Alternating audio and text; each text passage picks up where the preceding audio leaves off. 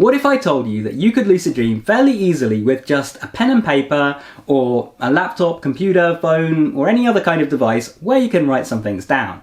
And no, I'm not talking about dream journaling here. So before we get into today's technique, I just want to say welcome to anyone that is new to the channel, and if you are or you've been here a while and you're not already subscribed, do hit that subscribe button because I've got hundreds of these videos on lucid dreaming and I'm posting more all the time. So if you hit that and you enable notifications, you'll be up to date when new videos come out. And if you're looking for a complete guide to lucid dreaming or you just want to support the channel, you can check out my complete book on lucid dreaming, which you'll find in the top right hand corner or down in the description below. So let's get into this technique. Now I'm just calling this the plan technique, but that's because I'm terrible at names. So if you have a better name for it, drop it down in the comments below and maybe it'll take off. But the idea for this technique came from a couple of things that I noticed. The first thing that I noticed is that simply intending to lucid dream can be enough to get lucid. Secondly, I noticed that when I plan my lucid dreams out, I have a higher incidence of getting lucid, often even if I don't perform any given techniques. So two things that can get you lucid without doing other techniques: having the intention of lucid dreaming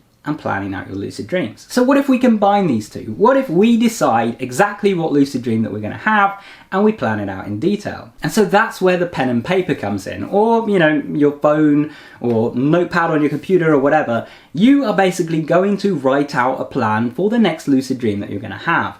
And just to throw in a little bit of that placebo effect in there, or a little bit of subconscious programming, whatever you want to call it, you are going to write this as if this dream has already happened. So that's what I want you to do. I want you to get a pen and paper, get a notepad, get Word, whatever you want, and I want you to write down the story of your next lucid dream as if it has already happened. Start the story off by asserting the fact that you actually got lucid. Now this should be a given. Obviously, if you're writing a story of how you were flying around in a lucid dream, then obviously you did get lucid. But the idea is that you want to mention the fact that you're in a dream and you become lucid, or that you get lucid through wild or whatever technique that you're using, because this is going to implant that suggestion in your subconscious. So you can start off by saying something like, "Tonight I recognized the fact that I was in a dream."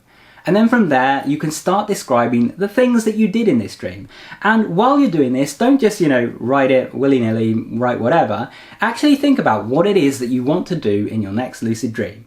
Plan it out and visualize it as you're doing this. Actually imagine what this dream is going to look like. You'll recognize this component of visualizing your upcoming dream as something from techniques like Mild, and it can be really powerful. What we're trying to do here as well though is implant that plan into our subconscious by actually writing it out, because the thing is, when you actually write things down, it helps actually put them into your memory. So we're getting a chance of getting lucid simply from having set the intention to lucid dream.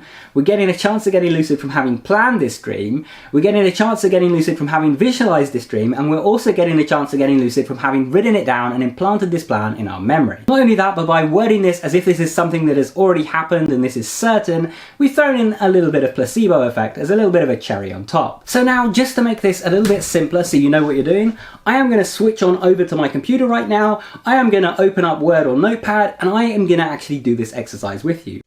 Apologies if there is a slight downgrade in audio quality for this section of the video.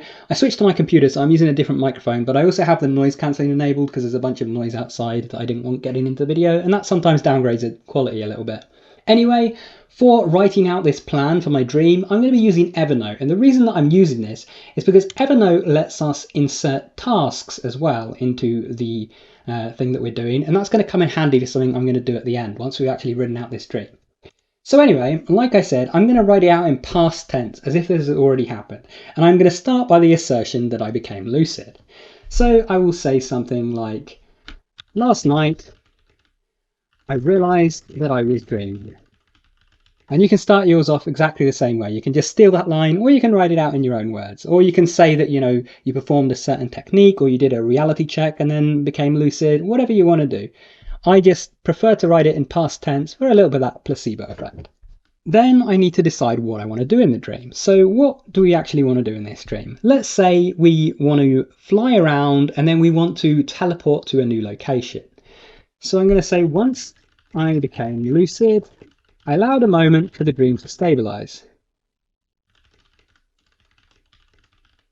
This is always a good thing to do once you actually get into a lucid dream, to actually take a moment for it to stabilise rather than rushing into things and then finding that everything collapses around you and the dream is over. Then I began to soar up into the air and fly. After some time flying, I decided that I wanted to change the dream scene around me.